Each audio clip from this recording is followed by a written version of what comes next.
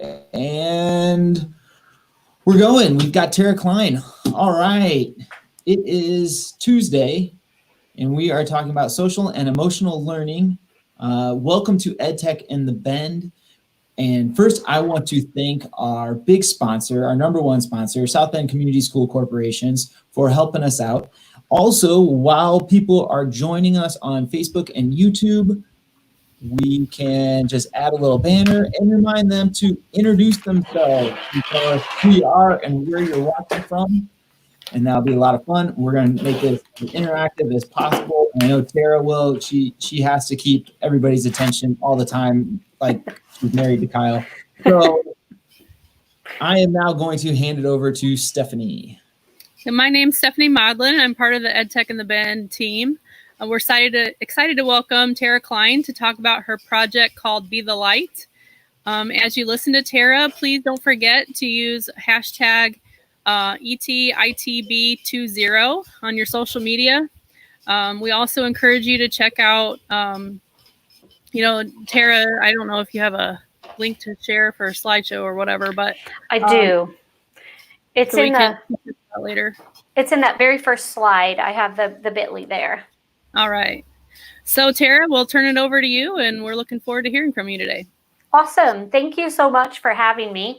As they said, my name is Terra Kline, and if you would like access to the presentation today, I'll leave this up here for a moment, but there's the bit.ly to be able to access this presentation, which has other links that are in it once you get in there. So it's just Be the Light, and then EdTech in the Bend is what the letters are and stand for in the end. And then just make sure that in light, you use 19. So while I'm waiting for some of you, if you are wanting to access that bit.ly, the 19 in the center stands for London 2019, which was the year that I went through the Google Innovator process. So we'll go ahead and get started.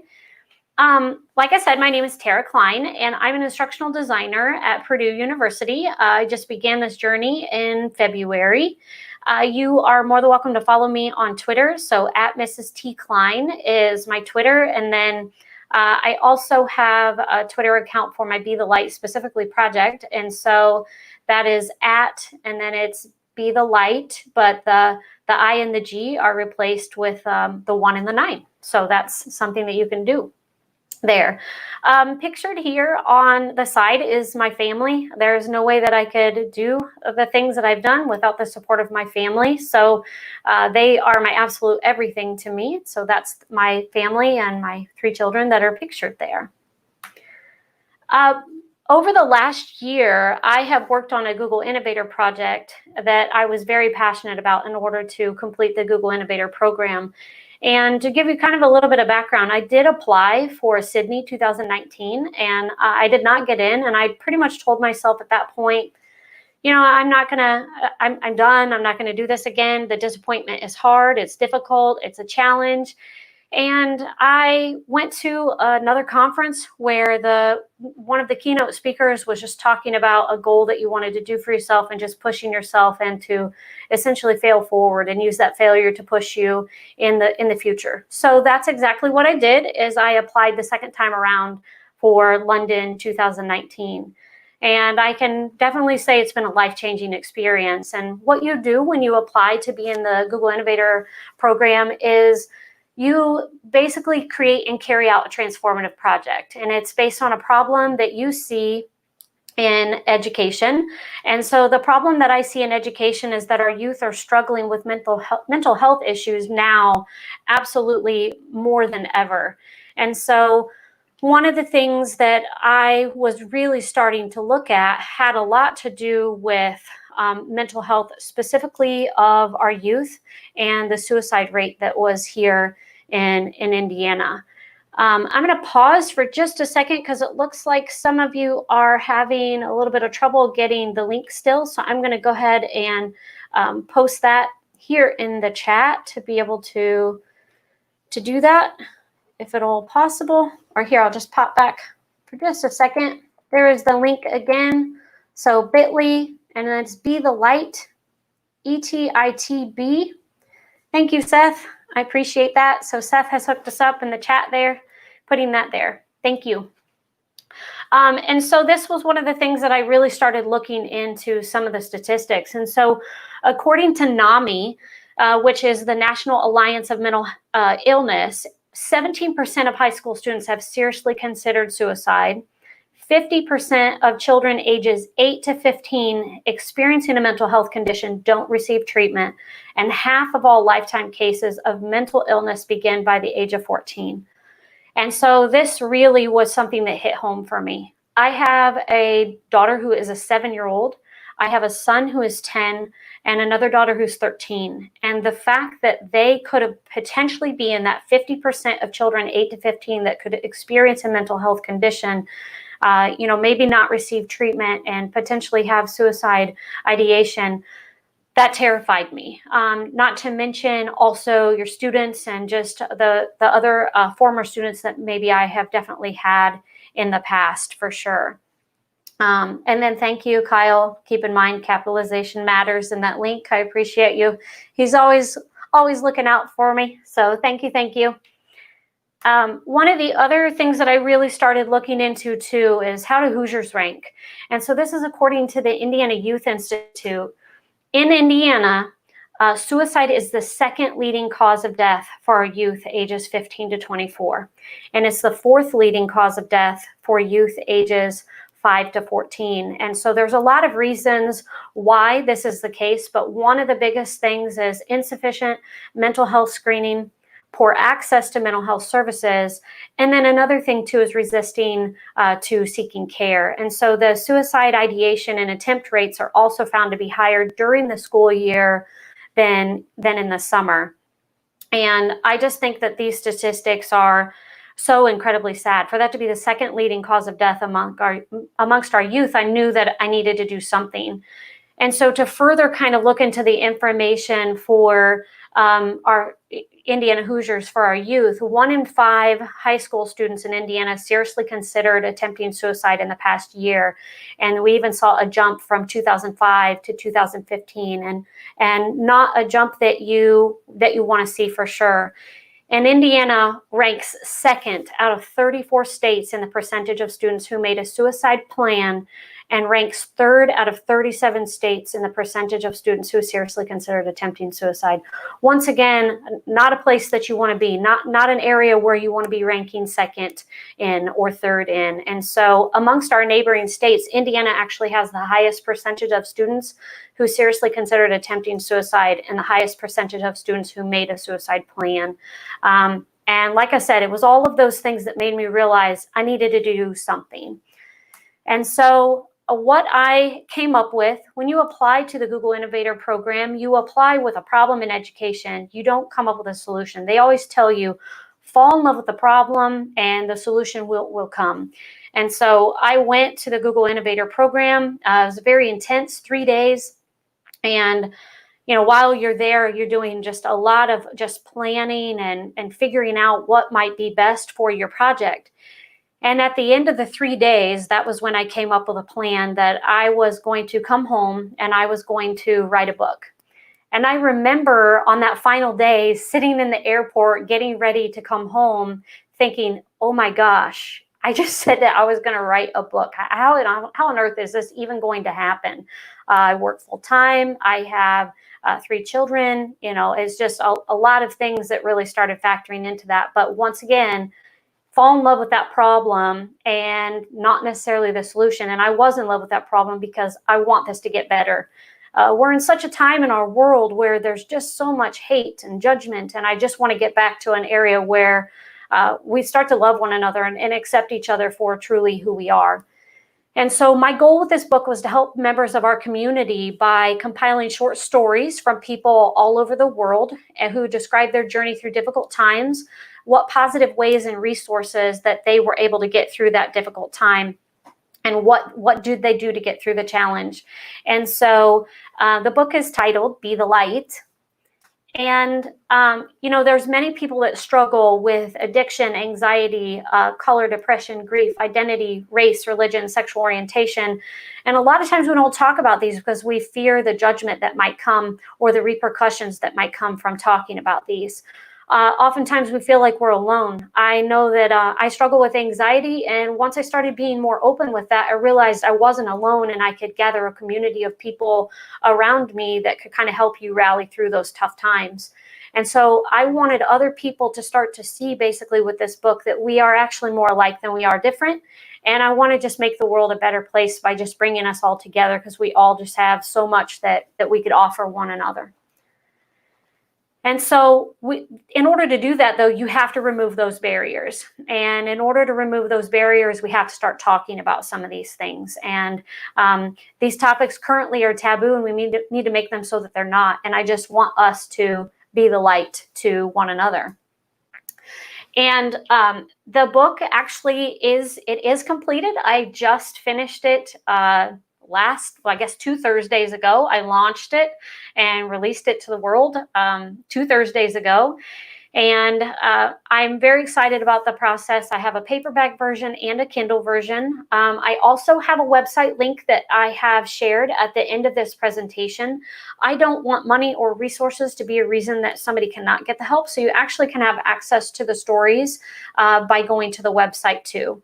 But those who wish to have the book and have it compiled in all one spot, or maybe it's a gift that you could choose to give to somebody else, that's a possibility. But I've made those resources available widely so that no one has, potentially a possibility not to be able to access those resources.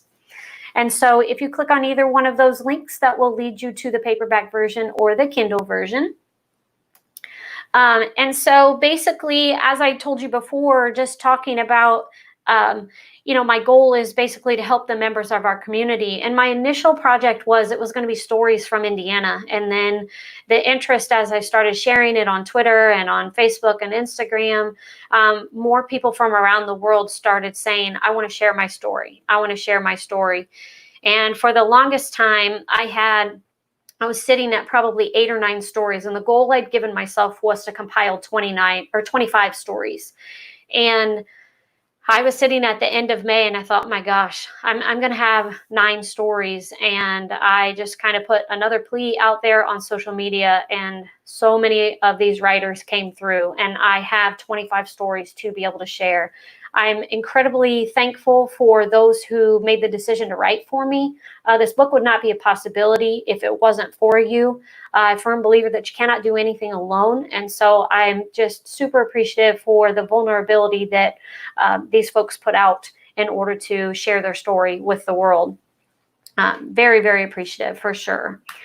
And so I actually, one of my very first stories that had come in, just to kind of give you an idea of some of the stories that are in the book, Jen actually did a podcast for me, and she had, which I'll talk about the podcast here in a little bit, but she did a podcast for me, and then she also wrote her story.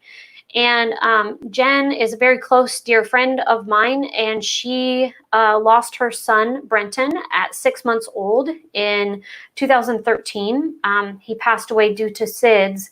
And I used to teach child development, and she used to always come into my classroom. She would talk to my students, and she would share how difficult that journey was for her and her family. And she would share safe sleep practices for the students and what they could do if they were ever babysitting and in that situation where they had to lay a baby down. And so she said that she would write for me. And one of the feedback that she gave to me was, she talked about it many times, but writing it was far more difficult. And so it was really with her encouragement and a couple members of my London team that the podcast was born, so that way she was able to talk about it, but she was able to write about it as well.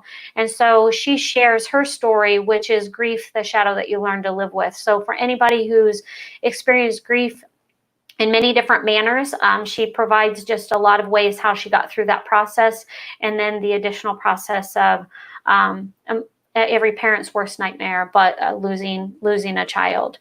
And then another story that was shared was by Connor Lang. And so Connor shares his story about how life gets so much better after a rough battle with addiction. And so he's now celebrating 5 amazing years of sobriety, and he shares what he has done to get there, because Connor shares that those 5 years were not always easy. And I'm incredibly thankful for Connor's story, and also incredibly thankful for the sobriety that he continues to fight for every single day. So thank you, Connor, for writing for me. I really, really appreciate that. And then, like Kylie said too, it looks like in the comments, if you have Kindle Unlimited, this book is included too. So thank you, Kylie. Then another writer, Jim Lindsey. And so Jim Lindsey shares how he was shaped into the individual that he is today and what his purpose is for waking up each morning. And he is a member of BACA, which is Bikers Against Child Abuse. And the things that he does for our children here in Indiana are absolutely amazing. If you're unfamiliar with BACA, look it up. Watch the YouTube video, get your tissues out, and be prepared. Jim does an amazing job sharing his story and just the advocate he is for children each day in his classroom. He is a science teacher here in Indiana and just does an awesome job of really fighting for the kids that come into his classroom every single day, and then children just in Indiana in general. One of the other stories that is shared is Julie Sutton. So she shares her story of just a devastating loss of Quincy, and he struggled with addiction of prescription drugs, and how her family grieved the loss of someone that they love so dearly. She shares some similar things that Jen had shared, but also just different ways that she got through the process and her other family members got through the process. And I think one of the big things that she shares that's just so telling for just our youth to understand is that she had several members of her family and they all grieved in very different ways in that process. And she just talks about how that's okay. We all do grieve in a different way. And so Julie shares a lot of great ways to try to muddle through some of that grief that you may be experiencing. Another person had shared talking about postpartum depression. And so maybe not necessarily something that our youth may be experiencing, but as this project morphed, it definitely turned into something where I'm hopeful is a resource for anybody who is struggling in any way. And so she talks about how where she found her strength and how you could find light in those dark times. Jessica Pierce is actually a former student of mine, and I'm so thankful for Jessica's story. She talks about her journey through some of her difficult times in high school, and I think this is a great resource for any of our students who are still in high school or middle school and maybe feel like they just don't fit in. And her struggle to fit in, what she did to kind of get through those tough times, and how she has just persevered through that difficult challenge. And high school is not always easy. It can feel cliquish, and you can feel coming to the same place every day, feeling like maybe you're not fitting in. And I think Jessica just does a great job kind of highlighting how she got through that. And so as you can kind of see, I have stories just from all different types of topics that are there. We talk about other things with addiction that are in the book, and just getting through kind of that difficult time, and where they can find just the healing. And so some of my writers have chosen to be anonymous, and then other of my writers have chosen to be named. I cannot thank my anonymous writers enough for trusting me to share their story and to keep that confidence for sure. I noticed also in the chat that Alexis had mentioned that early intervention is the key, and amen to that, Alexis. I think that is absolutely huge, that early intervention is the key. Just kind of paying attention to those students that walk through your door. What is it that they might be struggling with, and how can you help them get through maybe those difficult times and realize that better days are coming for sure. Another one is, I have another story that was also anonymous, and this was a letter to a gender fluid individual. And so this story is a letter that's just talking to a gender fluid individual and ways that they can find understanding in the emotions that they're feeling. And I love the candid advice that's given in this story, and on how to kind of get through those tough days and to kind of work through talking to your parents, talking to your peers, and just what are some resources and things that you can access if you find yourself in these situations. And then also there's next two stories. So one of them is called Loving My Gay Child by Jennifer Conan, and she talks about the mother supporting her child and being her true self. And the statistics, if you compare the two between a child that has come out and has support opposed to a child that has come out and does not have support, are vastly different. Those students who have support, those children that have support, the youth that have support, the statistics for suicide drop greatly. I mean, it is huge. I don't remember the statistic right off the top of my head, but it is something that is huge to have that parent support. And by the end of Jen's story, you'll be in tears, just being thankful that she supported her child, loved her child, and her daughter feels safe in her home, and just being open with her. And this is her daughter. So her daughter also shares the story of how she came out to her family. And Kira does an amazing job. Kira, with permission of her mother, was able to share her story. And Kira is still in high school, and I think that she just gives a lot of great resources.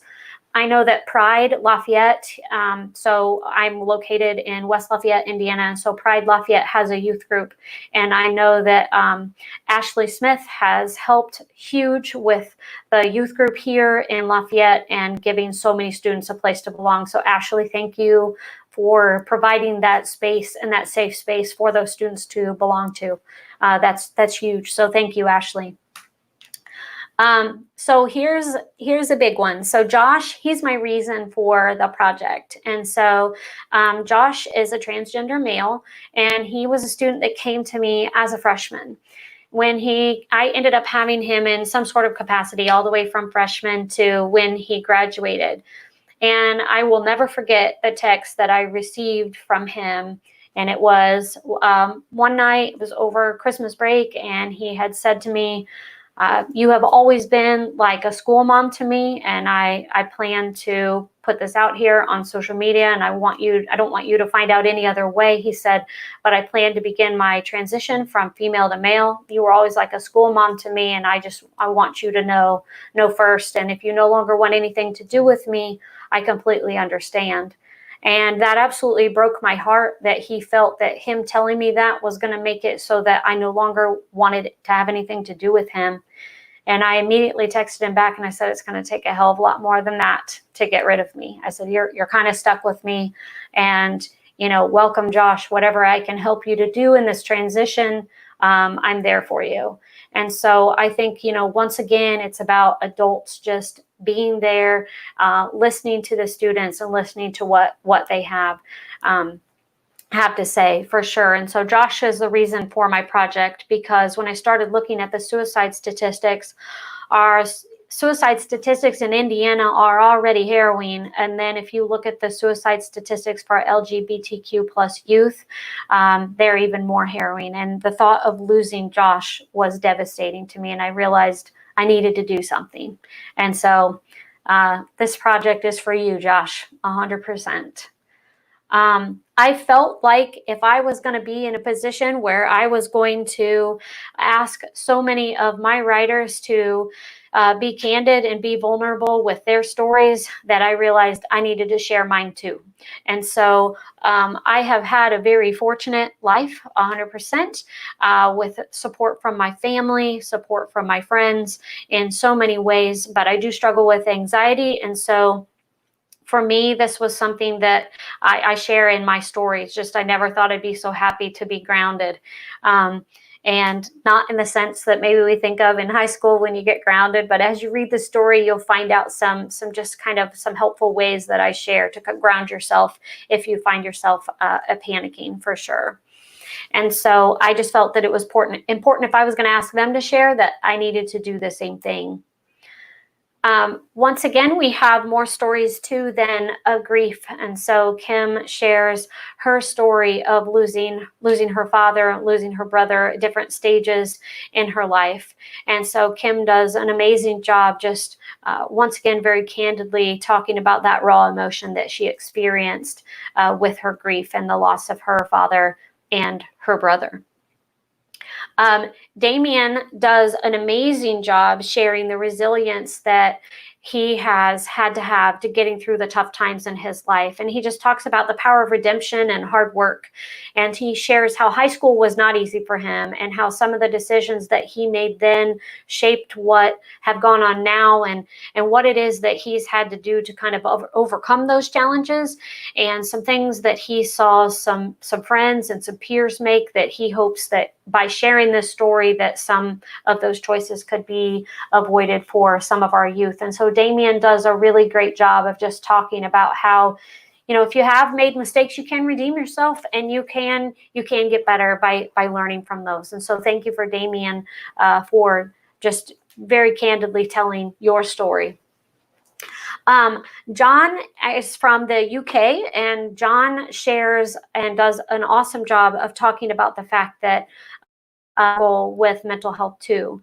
I think that it's taboo to discuss a lot of times mental health issues, but then I think even more taboo, and John discusses this in his story, but even more taboo to talk about mental health issues for our males.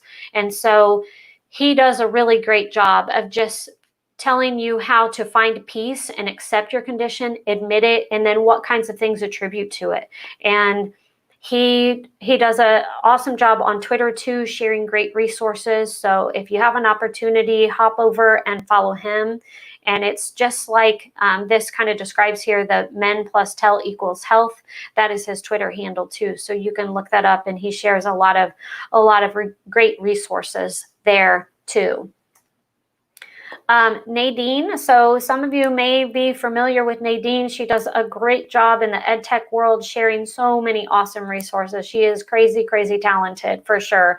Check out her Innovator project as well. So her Innovator project is surrounded with dyslexia and resources and ways that you can help students with dyslexia. So make sure that you follow her on Twitter and check out her project. She was New York Innovator Group, and she shares things about her project that are amazing, and then just also a lot of awesome ed tech resources for sure. But in her story about Be the Light, one of the things that she talks about is her struggle with infertility, her struggle with anxiety, and just the roller coaster of emotion that she went through all the time. And she just reminds the reader, you're not alone, and ways that, once again, that you can find peace. As we see an increase in depression and anxiety in our youth, I think that her story is very, very powerful. This story came to us from an anonymous writer, and the writer shares her experience with sexual abuse, and she shares how she coped with the aftermath of sexual abuse and how she remained resilient. And she shares her story as a way to honor the little girl whose innocence was lost too soon. This writer does an amazing job also talking about the fact that, you know, in the beginning, it was something that she blamed herself for, maybe some decisions, and she really walks you through how she got through that journey and how she was able to overcome this. And so this story is incredibly, incredibly powerful as well. Ashley Smith, I spoke about her earlier. She helps here in the Lafayette area with Pride Lafayette, and specifically the youth group too. And so Ashley shares her story about coming out as a gay woman in Indiana, and just the struggles that her journey gave her, and just what was the strength in order to keep her going. And she reminds us to speak up and be the voices that can make a difference. So Ashley and her wife, Jenny, they do an awesome job of just running the Pride youth group here in this area and giving our students a safe place to land and be a part of. So thank you to the two of you for making that happen for our youth in this area. So this story comes to us by Celeste, and Celeste shares her story about the trying times in her life with the loss of her father, a cancer diagnosis for her husband, and learning about the heroin addiction for her son. And she shares what has given her strength through these dark times. And Celeste does an awesome job of just explaining how some of those prior experiences made her react in certain ways with later events that happened in her life, and just what was the strength that she found to get through those times. she talks about how she had periods of time where things were really great and then periods of times where they felt extremely dark again. And so Celeste did an awesome job of sharing how she got through those tough times. And I'm pretty proud of this person too, because she also happens to be my mom. So she did an absolutely great job just sharing her story and what has made her to be the resilient person that she is today. Amanda Lucas, the free stories, I see that Dorothy has asked about these stories. They are located on my website, which I will share at the end, but you also can resource them here at Be the Light info. So you can see that by the bit.ly. So you can go there and see. There's the same stories that are located in the book. Amanda does an excellent job. She shares her story of growing up white and privileged, and she shares how the prejudice, racism, and hatred had impacted her, her husband, and her children, why she is now in the struggle of her life and why we need to do better. And, one of the things that she talks about is, until once you start to know better, then we have to do better. It cannot just be an excuse anymore. And by the end of Amanda's story, after she initially submitted it to me, I was in tears at the end of her story. And I agree. We need to do better. We absolutely need to do better. And so, Amanda, thank you for sharing your story and the candidness that you provide throughout it. SJ shared a story about talks about how representation is important, and he just very eloquently shares how coming out as a trans man felt heavy, like he would just lose all those things in his life that meant the most to him, and it felt like a huge hurdle to overcome. And one of the things that he talks about repeatedly in the story is about representation mattering, and it's something that for our youth we have to have that representation for them in the middle schools and the high schools so that they don't feel different. And so this is absolutely huge that SJ shares just his story and his journey and how that representation matters for our youth 100%. Elizabeth, she comes to us too. So Elizabeth talks about my mother, myself, and she walks you through her childhood and what it was like growing up with a mother with a mental illness. And she shares the things that she wishes that she knew and what resources are available for those who may be in the same situation. And so she talks about, from the outside looking in, how her life may have looked one way, but on the inside, how it looked like a complete other, and how she got through those times where in middle school and in high school where she just felt different, and how she got through those struggles and how she has begun to accept what her life was and is. And so Elizabeth does a great job with talking about mental health of a loved one for sure. Katie McNamara, she shared some awesome resources, and these are also located on the website. These are also located in the book. If you have purchased a print copy of the book, by scanning the QR code, it's going to be a live document that the goal is for that to change as the resources change so that they can continually be up to date. But a huge thank you for Katie for making this comprehensive list of resources and topics related to LGBTQ. And so it has websites, blogs, general resources, just navigating the tough situations. If you are a youth and you are struggling with how to come out to your parents, how to deal with maybe the lack of acceptance from your family, from your peers, there's all kinds of resources that are out there, groups that you can join that are support groups. And she has just shared those lists that are there. We also have resources on there for parents, or if you are a loved one of somebody who is in the LGBTQ community, ways that you can support them, ways that you can be an ally for those students, those family members, those friends, those people that you care about. And so it's just chock full of lots of information. So please make sure to check out that resource that Katie has so graciously put together for this project. This other story is called A Mother's Guilt. And so this story takes you through a night in a mother's life where her 16-day-old son stopped breathing. And she details that night, how she reacted. She shares what many moms can identify with, which is mom guilt. And she shares how she had to learn to let go of her guilt and move on. I'm very proud of Krista for sharing her story and everything that they have gone through in that situation. And so one of the things, that she shares in the story is what they did when Brady quit breathing and what they did to get through that situation. And so I am extremely proud of Krista for sharing that resource. So this leads to, those are the 25 different stories that are in the book, just kind of a very quick highlight of what each of those are. But I also told you kind of there in the beginning when I talked about Jen's story that a podcast was born off of this, that I'm hopeful to kind of keep going. And so with this podcast, it's the similar stories that are here and that are in the book, but there's only 3 of them in here right now. And so the goal is to help members of our community by having these podcasts that are in here where it's a candid conversation. So there are some in the podcast that are discussed that are not in the book that you can check out. And so one of them is Trev, and Trev does an amazing job talking about his journey. So Trev grew up in this area. Trev is also a former student of mine, and Trev does an amazing job just sharing, once again, I know I keep using this word, but very candidly about his journey of coming out in a conservative community.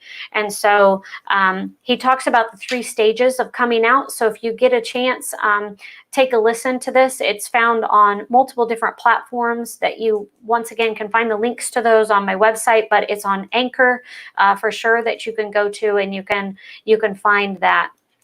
I told you about Jen's story, so she has the written version that's in the book, but then she also has this version too, where it's her and I talking about that experience and just how some days just felt so incredibly heavy and how she just didn't think she could even wake up that next day. And so you can hear Jen's just calming presence and just talking about everything that she has gone through with losing Brenton. Amy does an amazing job of sharing her story on the podcast too, and she talks about the cancer diagnosis of her father, and then she also talks about the loss of her father too.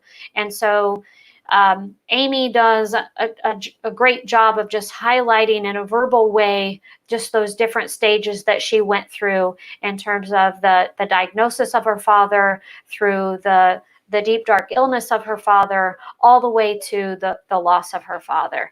And so make sure to give Amy's podcast episode a listen. So if you're interested on being on another podcast, there's a way that you can contact me on the website. You can use this link below. And thank you for sharing that link, Seth. You can see that I have a definite visitor. I talked about having 3 kids, so this is one of them.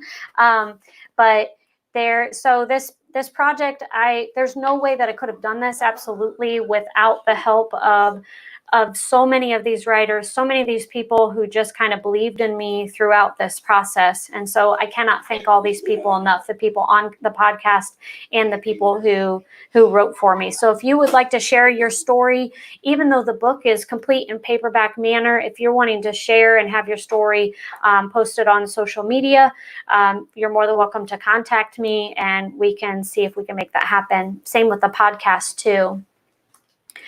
And so, these stories that we have highlighted in this book, they have been experienced firsthand by some of these people as a parent, as a friend, as a relative. So really the stories are kind of all over the place. That some have gone through these themselves. As I talk about Elizabeth's story, she talks about how that experience was with her mom, having had struggled with mental illness for sure. And so these stories are from people of all walks of life. So if you're interested in purchasing the book, you can use the links that are in there, or you can also go on the website to do that too. to access them. So now is the time where if you have any questions, you're welcome to post those in the comment section, and I will do the best that I can in order to answer those if you have any. So if anybody has any, definitely let me know.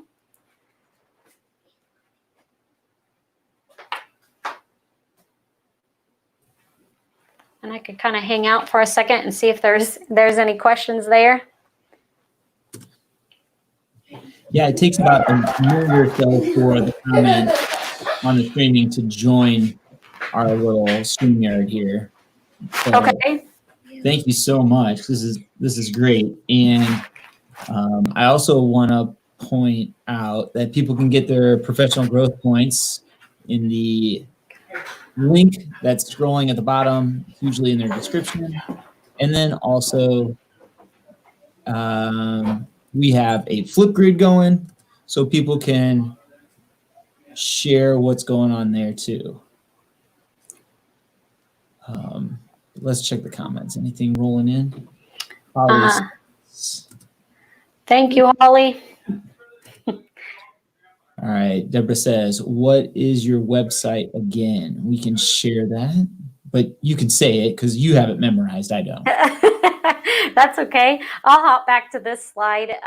So this has the website that's there. And so it is the Faxi Lady. My background is actually, I was a family consumer sciences teacher for many years. And so that's where the name of the website was born on, is that I'm the Faxi Lady. So that's the reasoning kind of behind that. And I know while we're waiting, like on some of the comments to kind of roll in, if people have any questions, I have a lot of different things on the website that you're welcome to access. I talk about just kind of the journey and getting into the Google Innovator Academy, what it was like at the Academy. I have everything that's associated with my project that's located here too, with the stories, the podcast, and the resources that I spoke about in the presentation. And then I also, I am in the EdTech world, so there's EdTech resources that are located there too that you are welcome to access pretty much at any time there. And I try to keep those relevant and up to date if at all possible. I encourage you that if you have something in education that it's a problem that you have absolutely fallen in love with, apply. Going to the Google Innovator Academy was life-changing. I have friends that I have made for life, and they are an amazing resource, and they're even better friends, which is awesome. My sisters have always teased me, and you'll see this if you see this in the book, but they've always teased me that some people collect baseball cards, some people collect stamps, and they've always said that I collect people. Very true. And so I, not in a literal sense, don't anybody turn me in. I don't really collect people, but I think the relationships matter 100%. I believe that in the classroom. When those students walk in the door, look them in the eyes, talk to them. It's not, I understand that curriculum is important, but look them in the eyes, get to the root of just the student and talk to them, because I think that once you get to know them as people and as individuals, as those students then come into your classroom, you're going to notice when or if something does feel off. I see that Cynthia put in there that awareness is key. And I could not agree more with that you just have to be aware of what your students are dealing with and listen to them for sure. There was a couple incidences with some students where just paying attention to those signs, I like to think that we were able to intervene and get those students the help that we need. And they're still there because of the intervention of many adults that cared about those students for sure. Dorothy says that, so you're on the site and you can't see where they are. If you go here under Be the Light, if you go to Be the Light Stories, the stories are all here.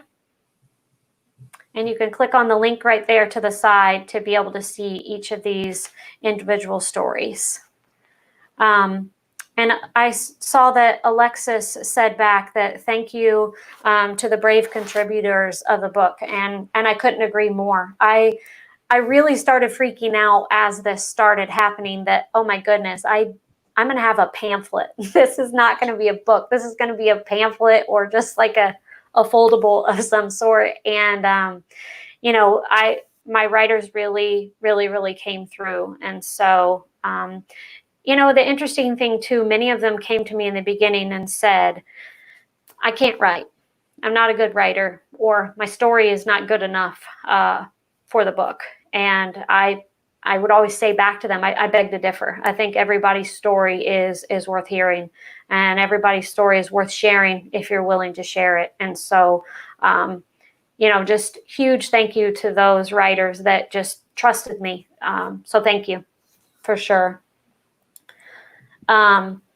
And so I noticed that Sandy said in the comments that oftentimes when you lose a child, you feel very alone. And I'm thankful for the stories you mentioned, and I will be looking forward to reading them. Sandy, that is something that Jen mentions in her story. And it's something that Julie mentions in her story, that just felt very alone, and it just felt like a big, huge world without their child in it anymore, and felt very, very heavy. And so I can't thank Jen and Julie enough for just opening up in those stories for sure. Oh, thank you, Alexis. I appreciate the support there for ordering the book. I absolutely appreciate it. There's a few resources that are in the book that are not located on the website, just kind of explaining the logo a little bit. So since we have a couple minutes, I'll kind of I'll go to a spot where the logo is and just kind of explain that a little bit. That is in the book, but Be the Light. So with the light bulb, that's a representation of the Google Innovator program. So I chose that, but I also chose it because my dad is an electrical contractor, and my dad has always been a huge light for me in the tough times in my life. And I don't know what I would do without him. And so his initials are in the filament in the center. And then I have designed a firefly to be on the bottom, because a firefly is the state insect for Indiana. In case anyone was wondering, we do have a state insect. It is a firefly. So since the project was born out of Indiana, I chose to add that there. And I'm not sure if there's... Tara, with COVID and so many districts being in e-learning right now, and obviously, COVID can affect students in many different ways. Do you happen to have any suggestions for, how to get to know our students and learn more about their emotional needs during this, like, e-learning? And Sure. So this has been a question that has kind of come up a lot, because, how do you do this in this virtual environment? And so I think that's a great question. If you are in a virtual environment where you have some sort of learning management system, discussion boards can be a great way for them to have that interaction for peer-to-peer that's there.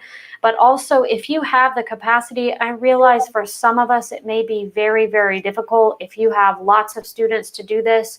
But I know that our 7-year-old daughter struggled in the e-learning environment. And one of the things that her teacher did that absolutely mean the world to me is she took the time to do one-on-ones with our daughter. And, we're her parents and we love her. Clearly, she even interrupted the session here today. We take lots of time for them.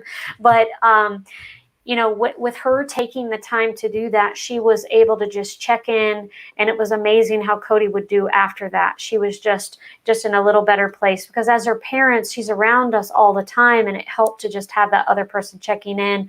Some of these students may not have this. So if you're seeing that a student is not interacting in a course, you're not hearing much for them, maybe you don't have the capacity in your schedule to reach out to every individual student and do one-on-one, but maybe offer to do some sort of one-on-one with that particular student that you've not heard back from. If you're not comfortable in that one-on-one setting, then I think that is something that you can definitely maybe do a small group with. So maybe you don't want to do it where it's just you and one other person. But so discussion boards are a big one, checking in on them. And maybe it's even just sending a small email. So I know that some teachers have done things, just send me something, whether it's on the LMS or email, just a check-in. How are you feeling today? And it's with an emoji. And you can sometimes tell by those emojis, maybe if a student is really struggling, for sure. Thank you. Yeah, absolutely. And I think that, one of the other things too, we have just unique situations for so many students that some may be home alone due to parents' work schedules.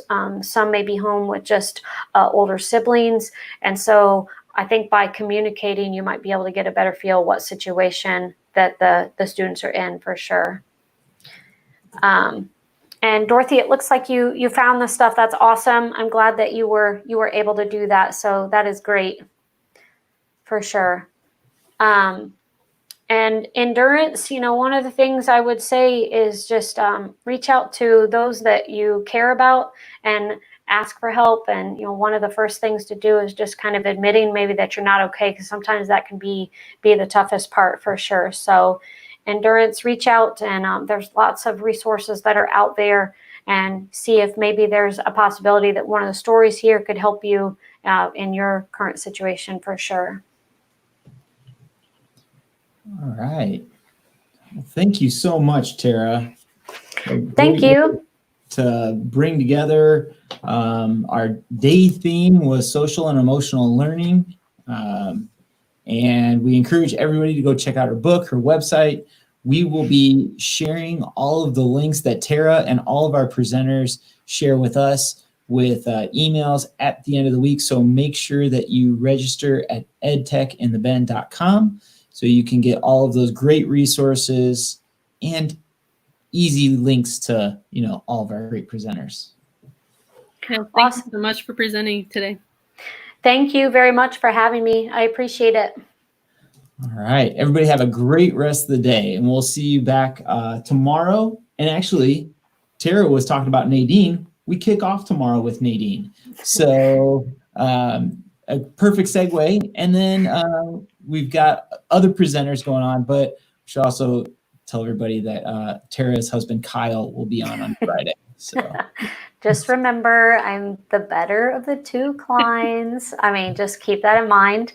In fact, this little nugget up here is compliments of one of Nadine's resources that she has put together. So she makes beautiful presentations. Please check out Nadine. And in all seriousness, Kyle is an awesome resource too. Don't let that go to your head, Kyle, but... He's taking care of the kids now. Now that he's dragged them off stage. Yeah, clearly, yes. All right, we'll talk to everybody later. Thanks for watching.